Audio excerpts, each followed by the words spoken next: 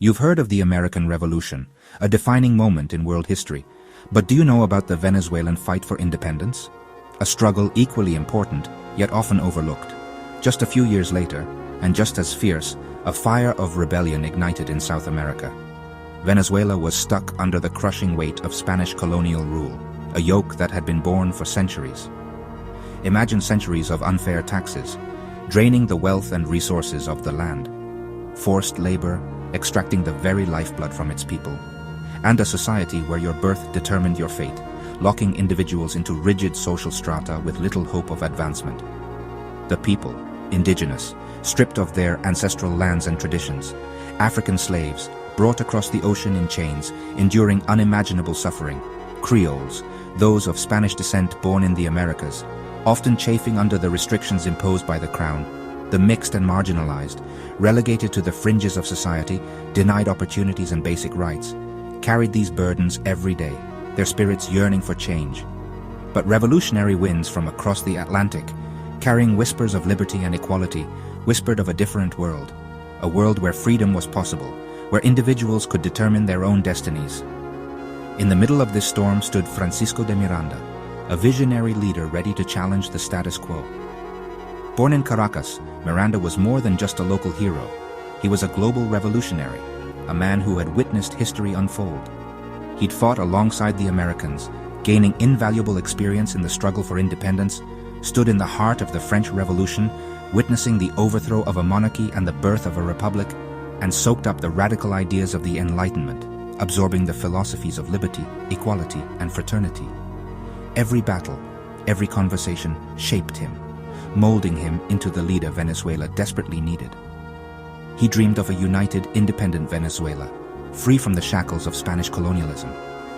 And when he returned home, he brought with him a plan, a strategy forged in the fires of revolution, one bold enough to unite a divided people, to bridge the divides of race, class, and creed.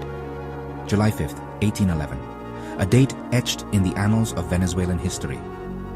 Caracas erupted, the streets filled with a fervor unseen before. On that day, the Venezuelan Declaration of Independence was signed, a bold declaration of self-determination, and the First Republic was born, a beacon of hope in a continent still largely under colonial rule. For the first time, Venezuela openly defied Spain, a direct challenge to the authority of the Spanish crown, a seismic act in the Spanish Americas, sending shockwaves throughout the empire. Early victories fired up the patriots, fueling their determination and resolve. Hope soared, reaching unprecedented heights, among them a young Simon Bolivar, a name that would soon become synonymous with South American independence, whose name would soon thunder across the continent, inspiring generations to fight for freedom. For a moment, the impossible seemed within reach, a tantalizing glimpse of a future free from oppression. But the path to freedom is never straight. It is fraught with challenges and setbacks. The revolutionaries faced more than just Spanish muskets. They faced a formidable enemy determined to maintain its grip on power. Old rivalries and new divisions, simmering beneath the surface, tore at the fragile republic from within, weakening its foundations and threatening its very existence. The Spanish counterattacked, determined to crush the uprising, to extinguish the flame of rebellion before it spread further.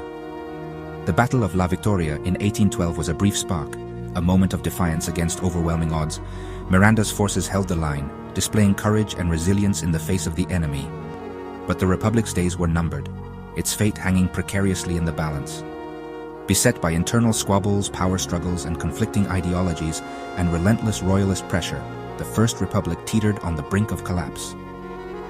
Venezuela's first taste of independence began to slip away, the dream of freedom fading into the darkness. Yet the uprising was not in vain. It served as a crucial learning experience for future generations. It planted seeds that would grow into something much bigger, a more determined and unified movement for independence. The dreamers and fighters of 1811, though ultimately unsuccessful in their immediate goals, lit a fire no empire could extinguish, a flame of hope that would continue to burn brightly in the hearts of Venezuelans. Even as Miranda was sent to a Spanish prison, his vision endured, inspiring others to take up the cause. The uprising became a symbol, a sign that freedom was worth every sacrifice, every drop of blood, every ounce of effort. Every modern Venezuelan flag waving in the sun, a symbol of national pride and sovereignty, owes a debt to those early rebels, those who dared to dream of a free and independent Venezuela. The First Republic fell, but the struggle for independence did not die. It merely went underground, gathering strength for a resurgence. It re-emerged, fiercer than before, fueled by the memory of the fallen and the unwavering desire for freedom, eventually leading to liberation. A hard-fought victory that would reshape the destiny of a nation, not just for Venezuela, but for much of South America, inspiring other colonies to rise up against Spanish rule. So when you think of revolutions, of the fight for freedom and self-determination around the world, remember the forgotten revolt of 1811, a pivotal chapter in the story of freedom, a testament to the enduring human spirit.